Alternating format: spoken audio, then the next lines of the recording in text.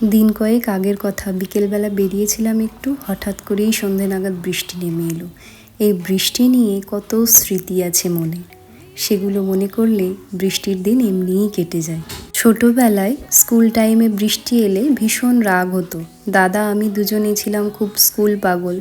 বৃষ্টি নামলে মা তো আর সেদিন যেতে দেবে না, তাই ড্রেস পরে অপেক্ষা করতেই থাকতাম কতক্ষণে বৃষ্টিটা ধরবে, তারপর বেরোবো।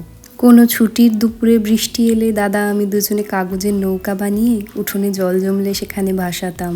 তারপর দেখতে দেখতে যখন বড় হয়ে গেলাম, কত বৃষ্টির রাত সন্ধে নিজের ঘরের একলা বাতায়নে বসে বসে কাটিয়েছি। যখন বড় হয়ে গেলাম, আরও একটু স্বাধীন হয়ে গেলাম, তখন আমি অরূপ দুজনে, ওর একটা স্কুটি ছিল, সেটা নিয়ে বৃষ্টি হলে সন্ধ্যাবেলা বেরিয়ে পড়তাম। চারিদিকের দোকানগুলোতে আলো জ্বলতো, রাস্তা খানিকটা ফাঁকা। খুব ভালো লাগতো সেই সব দিনগুলো। আর ইউনিভার্সিটির বর্ষার দিনগুলো ছিল একদম অন্যরকম। আমাদের ইউনিভার্সিটির মেন ফটক থেকে আমাদের ডিপার্টমেন্ট অনেকটা হেঁটে যেতে হতো। চারিদিকে এক ধরনের সাদা ফুল গাছ ছিল, নামটা এখনও আমি জানি না। সেগুলো জলে ভরে ভারী হয়ে সারা রাস্তায় বিছানো থাকতো। সেই বনবীথির মধ্যে দিয়ে টুপটাপ বৃষ্টির মধ্যে ছাতা মাথায় দিয়ে যেতে সে এক অনন্য সৌন্দর্য লাগতো। বৃষ্টি নিয়ে তো অনেক স্মৃতিচারণ হয়ে গেল, এবার মূল কথায় আসি। সেদিন সন্ধ্যেবেলা ছেলের বায়না হয়েছিল, মা চাউমিন খাবো। আসলে বাচ্চাদের তো সেসব দেওয়া হয় না।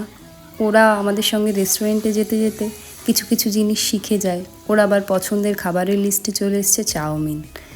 তো ওর মোটেই তর সইছে না মাম্মাম কতক্ষণে বানাবে, তাই ওকে আগে একটু ঝাল ছাড়া চাউমিন সস ছাড়া বানিয়ে দিয়ে নিজেদের জন্য একটু বানাচ্ছিলাম। সত্যি কথা বলতে আমাদের ছোটোবেলায় এসব অপশান খুব কম ছিল, আর মা যেটা দিত চোখ গরম করলেই সেটা খেয়ে নিতে হতো।